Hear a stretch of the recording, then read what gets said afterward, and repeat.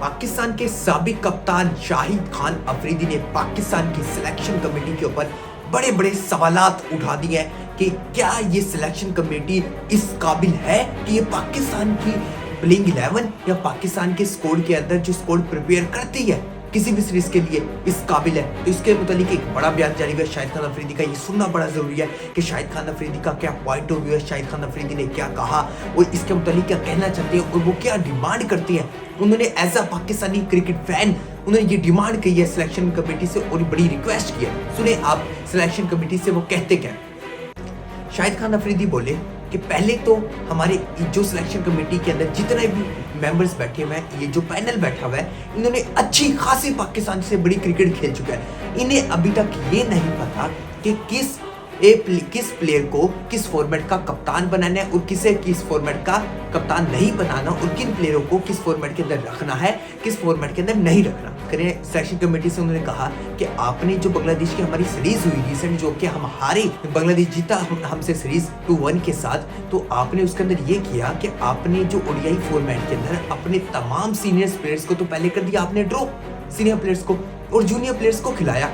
अब junior players का वो आपने उन जूनियर प्लेयर्स को आपने खिलाया जो कि हमारी डोमेस्टिक क्रिकेट के अंदर उस तरह की परफॉर्मेंसेस नहीं दिखा रहे थे। वो स्टैंडर्ड नहीं है हमारी डोमेस्टिक क्रिकेट का, जो कि हम जिस लेवल के ऊपर हमने इन यंगस्टरों को खिलाया वो हमारी डोमेस्टिक क्रिकेट का इस वक्त वो नहीं चल रहा मोराल कि हम कहीं के टॉप क्लास के प्लेयर हैं, ऐसे प्लेयर हैं जो कि हम इंटरनेशनल टीम में जाके डायरेक्ट लगा दें। वो फर्स्ट क्लास क्रिकेट 4 से 5 व 10 मैच खेल चुके, उससे ज्यादा उन्होंने यंगस्टरों ने नहीं खेली, लेकिन आपने जबरदस्ती डाल दिया और वो डालना नहीं बनता था। और वहां जब वो गई इंटरनेशनल क्रिकेट के अंदर तो वो तमाम लड़के एक्सपोज हुए वहां इंटरनेशनल क्रिकेट में जाके, इस वजह से एक्सपोज हुए कि उन्होंने इतनी क्रिकेट नहीं खेली थी, उन्हें इतना एक्सपीरियंस नहीं था, तजर्बा नहीं था और इतनी कोई हमारी डोमेस्टिक क्रिकेट का बड़ा स्टैंडर्ड नहीं था कि हमने जाके डायरेक्ट सर्जरी के नाम के ऊपर हमने उन प्लेयर को डाल दिया। ये तो हमने कर ली सर्जरी, लेकिन जो असल मेन पॉइंट ये बनता था कि जब आपने ये देखा कि वर्ल्ड कप के अंदर हमारी टीम की उस तरह परफॉर्मेंस नजर नहीं आई, वर्ल्ड कप के अंदर हमारे लड़कों ने उस तरह की परफॉर्मेंस नहीं करके दिखाई, तो आपने ये करना चाहिए था कि सर्जरी T20 के अंदर करनी चाहिए थी। आपने जो पूरी की पूरी सर्जरी थी वो ओडीआई के अंदर लाकर कर दी। जब आपने ओडीआई के अंदर लाकर की तो वहां वो जो सीनियर प्लेयर्स थे जो कि आपने T20 से निकाले, T20 की बेस के ऊपर ओडीआई के अंदर, तो वो ओडीआई के अंदर बेहतर परफॉर्मेंस करके दिखा रहे थे। उनकी जो बात करें स्टैट, वो जबरदस्त स्टैट थे और वो लगातार परफॉर्मेंसेस करते हुए आ रहे थे, लेकिन आपने उन सीनियर प्लेयर्स को निकाला और आपने उन्हें ओडीआई से ड्रॉप कर दिया जहां कि आपको T20 से ड्रॉप करना बनता था।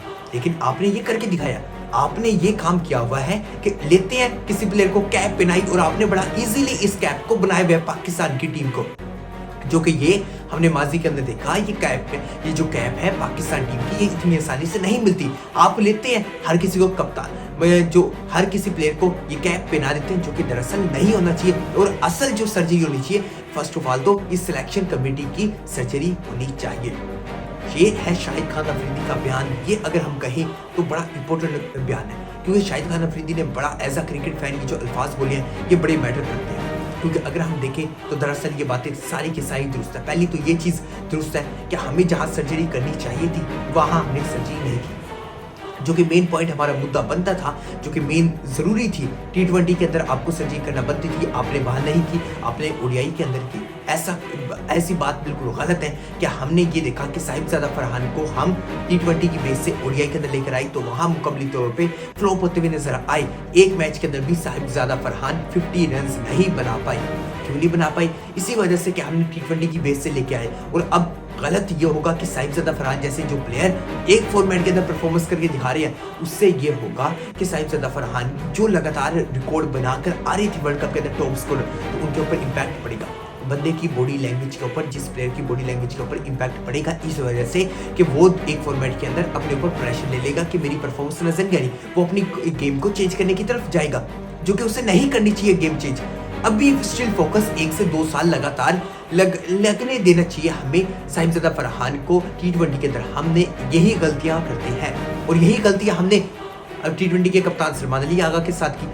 वो player Salman Ali Agha long format के अंदर, टेस्ट के अंदर और ओडीआई के अंदर एक हमारे लिए एक बहुत बड़ी क्रूशल जो कि हमें प्लेयर निकल कर आई था, वो सलमान अली आगा था, हमने ये देखा कि 2 फॉर्मेट के अंदर बेहतर परफॉर्मेंस करके दिखा रहा है। पहले तो हम उसे लाए टी20 के अंदर, टी20 के अंदर लाने के बाद हमने उसे डायरेक्ट कप्तान बना दिया, जो कि नहीं होना चाहिए था।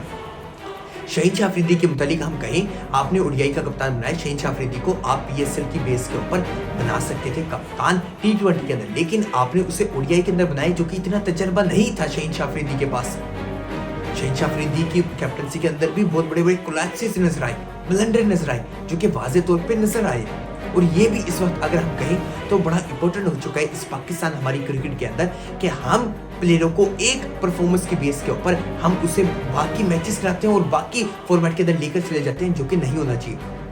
माजी के अंदर हमने यही देखा, यही कोलैप्सेस नजर आए कि एक परफॉर्मेंस की बेस पे हम लगातार अपने प्लेयर को साथ लेकर चलते हुए आ रहे हैं, जो कि नहीं होना चाहिए। जो प्लेयर जिस फॉर्मेट के अंदर परफॉर्मेंस करके दिखा रहा है, उस प्लेयर को टाइम दिया जाए, उस प्लेयर के ऊपर काम किया जाए, उस प्लेयर को वेट किया जाए, उस प्लेयर को उस फॉर्मेट के अंदर स्टिल कहा जाए कि फोकस करें। 2 से 3 साल आप इस फॉर्मेट के अंदर स्टिल बाद में देखेंगे कि आपको लाना है या नहीं लाना।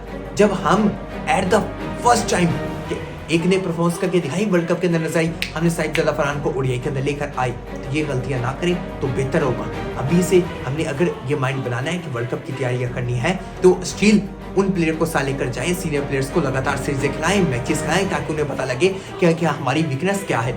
जब उन्हें आप लास्ट वाली 2 से 3 सीरीजें खिलाते हैं तो उन्हें नहीं पता लगता कि उनकी क्या टेक्निक के अंदर इशू है, या फिर वो क्या मिस्टेक्स करनी है, क्या उनके अंदर वीकनेस है, किन के ऊपर काम करना है, किन के ऊपर काम नहीं करना, जो कि मेन मुद्दे वाली बात है। तो ये चीजें हमें ज़ेर गौर करनी है, ना कि हमने ये करना है कि उस कप्तान को इसे हटाया, उस कप्तान को इसे हटाया। जिसे भी अब कप्तान बना दिया है तो फर्स्ट ऑफ ऑल उसे कैप्टनसी दे दी जाए, बस ठीक है, उसे कहा जाए कि आप कैप्टनसी करें। लेकिन जिन प्लेयर को हमने ओडीआई के अंदर रखना है, जो कि हमारा माइंड है, आप उन्हें ही यूज करें, किसी भी प्लेयर को रेस्ट ना करवाएं।